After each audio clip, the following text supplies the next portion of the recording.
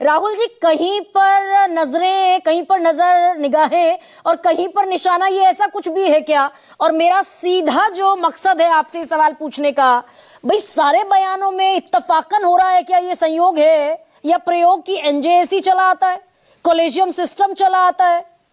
क्या ये collegium system को तोड़ने की और सरकारी जो इंटरवेंशन है जजेस की नियुक्ति में उसे बढ़ाने की तरफ भी बढ़ता हुआ एक कदम दिख रहा है क्या?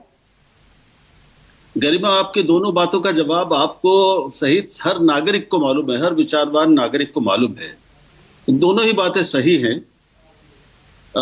ये जो हो रहा है, इतने अलग अलग लोगों के या चेहरों से एक तरह की आवाजें निकल रही हैं सर्वोच्च न्यायालय के और न्यायपालिका के खिलाफ, ये अकारण तो नहीं हो सकता, ये संयोग नहीं है। और ये हम सब जानते हैं, ये साफ इशारा पूरी पार्टी और उसके वरिष्ठ लोगों को दिया गया है, सांसदों को और अधिकारियों को, कि हम न्यायपालिका पर हमला बोलना है और दबाव बनाना। ये न्यायपालिका पर उस वक्त जब वो वक्फ कानून पर विचार कर रही है, वहां पे सुनवाई चल रही है, और उस पर जो भी फैसला होगा वो राजनीतिक रूप से बेहद महत्वपूर्ण फैसला होगा इस देश के लिए और सरकार और पार्टी के लिए, बीजेपी के लिए। तो एक तो ये उस पर दबाव बनाने का सीधा सुनियोजित प्रयास है। सर, अभी मैं एक और छोटा सा सवाल इसी में जोड़ दूं। अभी तो विनोद शर्मा कह रहे हैं कि जेपी नड्डा ने जो बयान दिया बड़ा महत्वपूर्ण बयान हो जाता है, लेकिन 2 साल पहले किरण रिजिजू भी यही कह रहे थे कि कॉलेजियम सिस्टम तो एलियन है इस देश की डेमोक्रेसी के लिए। देखिए, न्यायपालिका, एनजेएसी और इन सारी चीजों को लेकर, न्याय व्यवस्था को लेकर, और अब जो हमें सूट नहीं करते वो सीजीआई या वो बेंचेस पर अलग अलग तरीकों से अलग अलग विषय उठाकर हमले किए जाते हैं, दबाव बनाया जाता है। हाँ। अभी कई मोर्चे एक साथ खोले गए हैं। जिन जिन मोर्चों पर अब तक न्यायपालिका की और सर्वोच्च न्यायपालिका की आलोचना हुई है, एनजेएसी एक महत्वपूर्ण मुद्दा उसमें रहा है।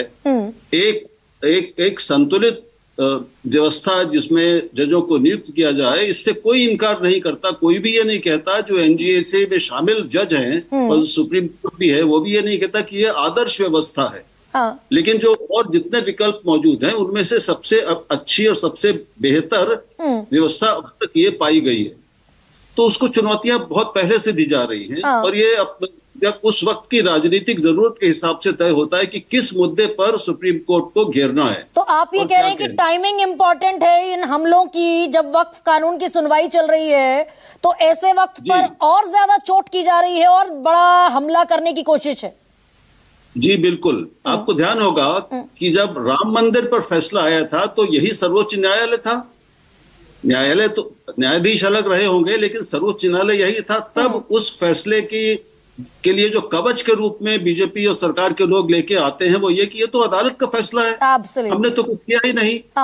370 को वैलिडेट किया सुप्रीम कोर्ट ने। 370 को भी जब वैलिडेट हटाने को, 370 जम्मू कश्मीर से हटाने को लेकर अदालत ने वैलिडेट किया, तब भी बैज ऑफ ऑनर की तरह पहना। तो जो उनके अनुकूल फैसले हैं वो उनका कवच की तरह इस्तेमाल होगा, और जो उनके अनुकूल नहीं है उस पर दबाव बनाया जाएगा, आलोचना की जाएगी। लेकिन निशिकांत दुबे ने जो कहा है, विनोद बिल्कुल ठीक कह रहे थे, निशिकांत दुबे अपने मन से अचानक कुछ भी बोल देने वाले सांसद नहीं हैं। को किस मुद्दे पर किस क्रम में संसद में क्या बोलना है और किस तरह से हमला करना है, कैसी आलोचना किसकी करनी है, किसको घेरना है, ये सब कुछ तय होता है और फिर उन्हें नियुक्त किया जाता है बाकायदा। वो कई बार तो कुछ साल हम पहले ही हमने उनको देखा कि वो पहला वक्तव्य उनको दिया गया बोलने के लिए, वो ओपनिंग स्टेटमेंट उनकी थी। जबकि उनसे कई वरिष्ठ लोग पार्टी में बैठे हुए थे। ये तो निशिकांत दुबे का महत्व जो है वो थोड़ा असाधारण है, वो सारे सांसदों की तरह नहीं है बीजेपी के। तो मैं ये नहीं मान सकता कि उनको कोई इशारा नहीं रहा होगा, क्योंकि इतने सारे लोग और भी बोल रहे हैं। और क्या इस बात को इसलिए, क्या इस बात को इस नजरिए से भी ऑथेंटिकेट किया जा सकता है कि 2 साल पहले किरण रिजिजू एब्सोल्युटली इसी तरह का बयान दे रहे थे कि एलियन है कॉलेजियम सिस्टम इस देश के डेमोक्रेसी के लिए, तब कौन सी पार्टी ने, उनकी पार्टी ने कहां खारिज किया था बयान उनका? बिल्कुल। तो मैंने कहा कि जब सत्तारूढ़ दल को, और इसमें दूसरी पार्टियां भी शामिल रही हैं जो पहले सत्ता में रही हैं, इसलिए केवल इसको घेरना ठीक नहीं होगा, उनको अपनी तात्कालिक राजनीतिक जरूरतों के अनुरूप सब न्यायपालिका पर दबाव बनाते हैं और आलोचना करते हैं या तारीफ करते हैं। हाँ। दूसरी बात जो निशिकांत दुबे ने कहा है वो निश्चित रूप से एक आपराधिक बयान है और उस पर आपराधिक कार्यवाही अनिवार्य है, होनी ही चाहिए। बीजेपी नहीं करती तो वो अदालत की जानबूझकर अवमानना की दोषी होगी।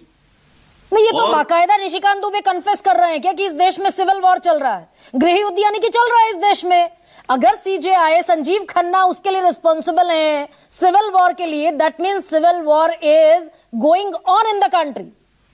ये इतनी बड़ी बात है कि मुझे याद नहीं पड़ता, विनोद भी शायद यही कह रहे हैं कि इतिहास में किसी भी सांसद ने सर्वोच्च न्यायालय पर इस तरह का ये आरोप लगाया है। ये एक स्पेसिफिक आरोप है, ये कोई बड़ा व्यापक रूप से कोई जनरल स्टेटमेंट नहीं है, सामान्य वक्तव्य नहीं है, ये एक स्पेसिफिक आरोप है, एक स्पेसिफिक जज पर सीजीआई पे आरोप है, एक तरह के धार्मिक युद्धों के लिए, धार्मिक दंगों के लिए और गृह युद्धों के लिए मुख्य न्यायाधीश को जिम्मेदार बताया जाना, ये इतनी बड़ी और भयानक बात है कि इस पर कोई दंड न मिले बोलने वाले को। और जेपी नड्डा बस ये कहकर अपने कर्तव्य की इतिश्री कर लें कि भाई हम समर्थन नहीं करते, हम खारिज करते हैं, भविष्य में ऐसे बयान ना दें, ऐसी ताकीद कर दी गई है।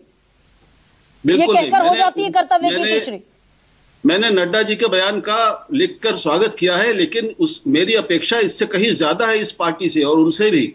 ये शुरुआती कदम के रूप में ठीक है, आपने उसको अपने को अलग कर लिया, लेकिन अब आपको आप पार्टी अपने भीतर क्या अनुशासनात्मक कार्यवाही करती है निशिकांत दुबे के खिलाफ, ये देखना बाकी है अभी। Wait and watch. अब ऐसे में ठीक है सर, मैं दोबारा लौटूंगी। वो भी एक अदालत है, पार्टी के आंतरिक मतलब जो पदाधिकारी हैं, वरिष्ठ नेता, वो भी एक अदालत है और उनको अब ये फैसला करके देश की जनता को बताना है कि सर्वोच्च न्यायालय की इज्जत, उसकी प्रतिष्ठा और उसकी जो बिल्कुल मान है, तो क्या सम्मान कितना करते हैं।